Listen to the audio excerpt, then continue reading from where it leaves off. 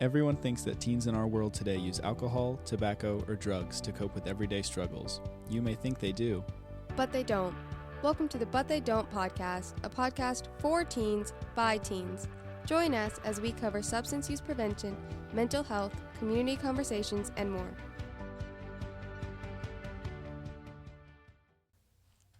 Hi, welcome back to But They Don't. I'm your host, Sasha, and today I am with Braylen. And our episode today is about suicide prevention. We have some facts and we're going to talk about some of the things to help spot the signs and things around us. So, a statistic that I found today is that 132 suicides are stated per day. Most of them are white men, which pulls up about 69.68% of the suicide deaths as of 2021.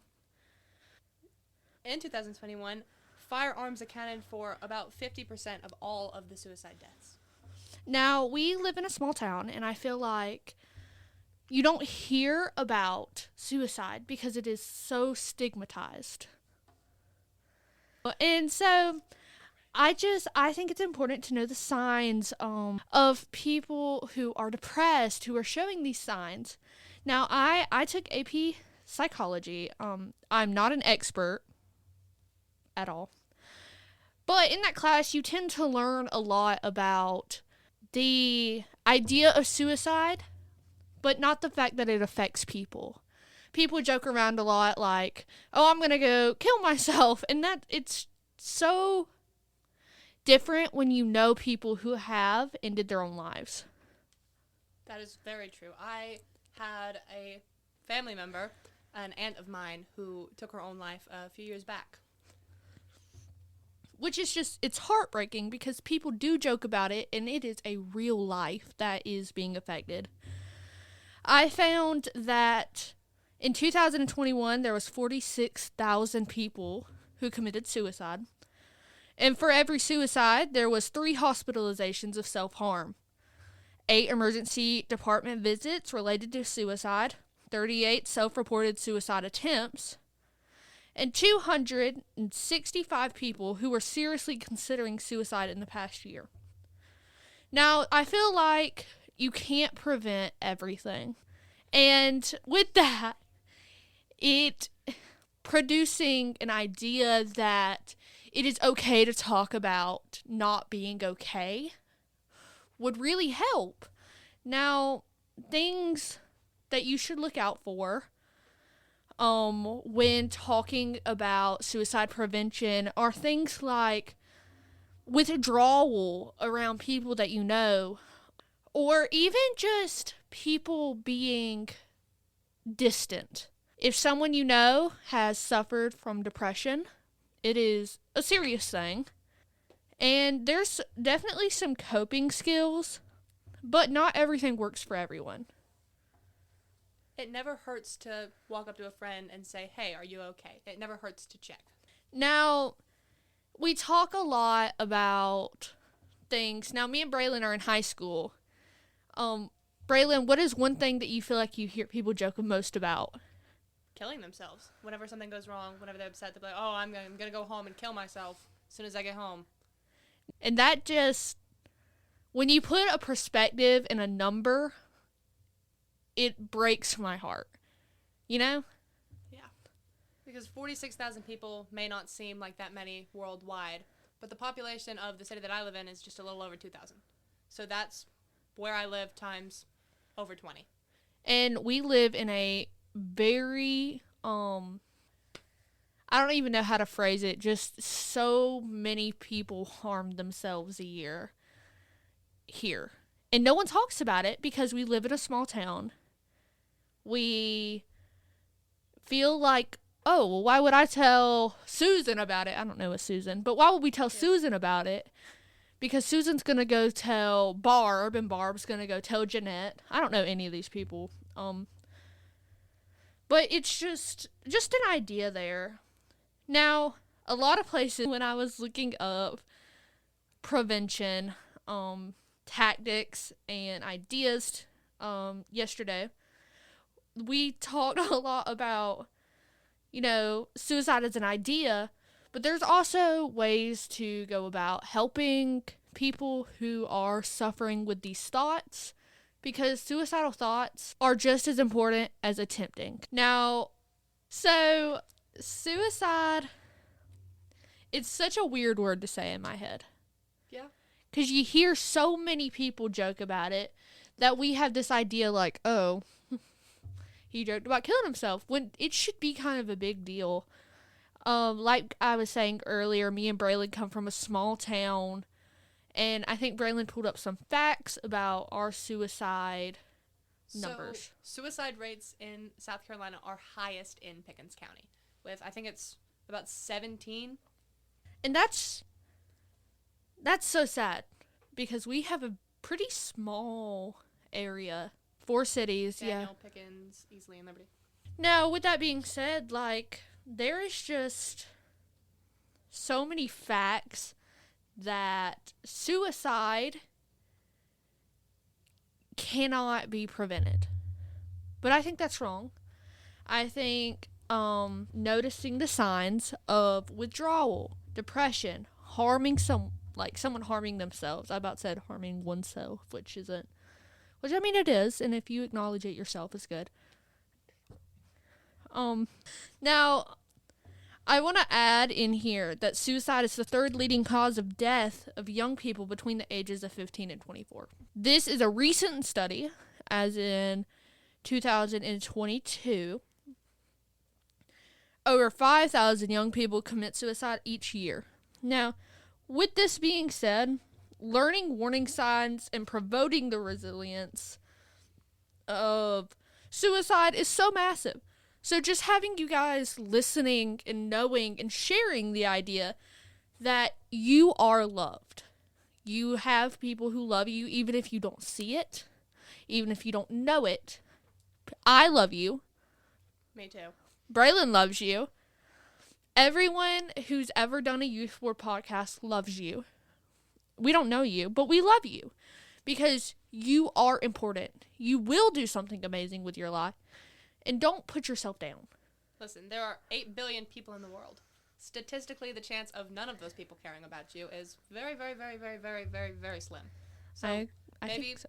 maybe you've lived in the same house your whole life, and you have a neighbor named Sally, and you wave at Sally every morning. Sally cares. Sally would be sad if you took your own life. And just remember, even if you do speak up, and going back to Barb, Susan, and Sally, even if they do know, you are helping little Danny know that he's not alone. Phrasing this is kind of hard, but you need to know that if you know someone who is harming themselves, that is a sign of not being okay. And I don't want to say of being depressed, because once again, that word has such a stigma around it, and depression comes in so many different forms. And I like to say bubbles, because you can pop that bubble and a new bubble can, come up if you blow hard enough. So, report it, because you are making a difference for reporting that. Don't you agree, Braylen? Yes. I called you Braylen. So I've been called every name under the sun. Probably by me. Now, we need to identify and support people who are at risk. Respond to those text messages. Now, I'm not saying stay up till 2 a.m. to make sure that they text you. But if that's what it takes, that's what it takes. You need to plan for safety and follow-ups after attempt. And that could be very simple. It could be saying, hey, do you want to get coffee? Or bringing someone coffee. Or forget about paying for anything. Just go talk to them. Just sit down, have a conversation. Like I said earlier, it never hurts to say, hey, are you okay?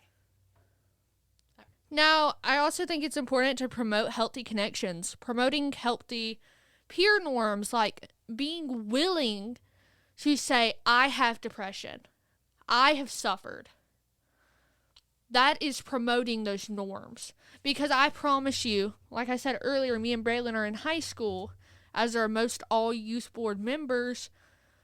If we all said, I have OCD, which is a fact, I have OCD, a lot more people would be willing to say, oh, okay, well, I'm not going to make fun of you. You know? And even if they did, we're raising that bar. Along with, now this doesn't go for everywhere, but engaging in community activities to promote these things. Recently, we had a candle lighting for overdoses, people who overdosed, or as they like to put it, poisoned. Just things like that, because the more people who show up, the more people we know. Yeah. We got to teach coping skills and problem-solving skills, support social and emotional learning programs. I know when I was in elementary school, we did a project, and it was just us saying it's okay to have feelings. It's okay to be okay. And I don't, off the top of my head, remember the program that did that, but they did that in a lot of elementary schools and middle schools. And that just makes such a difference. Because knowing as a kid who had these tendencies of thinking, wow, I was less than, because I liked numbers a lot, that helped so much, being like, it's okay for me to be having these feelings. One prevention method that I would like to leave off with, that as a whole, now I know we have a lot of listeners, but as a whole, I feel like we should, how do you phrase, like, boost, in a sense. And that's improving access and delivery for suicide care. Covering the medical health conditions in health services, insurance policies, and making it more accessible for more people. Do you have any thoughts? I think it really would help a lot to make talking about mental health normal, because a lot of people do feel stressed or scared to say that, hey, I have this or I have that, because they feel like somebody's going to walk up to them and be like, well, you have that, so I don't like you anymore, which is a really stupid thought to have, but people think it, and it causes a lot more issues than it should. I think that is a great way to put that. With everything in the world today, it is so important to note that suicidal thoughts, and suicidal attempts do not come out of the blue. They do not just try and harm themselves in a life-threatening manner. They don't just wake up one morning and say, I'm going to take my own life. There are steps and placements, I would like to state, that lead up to those things. And that is why it is so important to understand that not all suicides can be prevented, but a lot of them can be. Just be aware of the people around you, what they're, the signs they're showing, if any. Just look out. And I think that'll be it for us today. Thank you so much for listening to But They Don't. As always, our links are in the box below. And thank you guys for listening. Bye. Oh, and the suicide hotline is 988. Don't be afraid to call. Please call if you need it.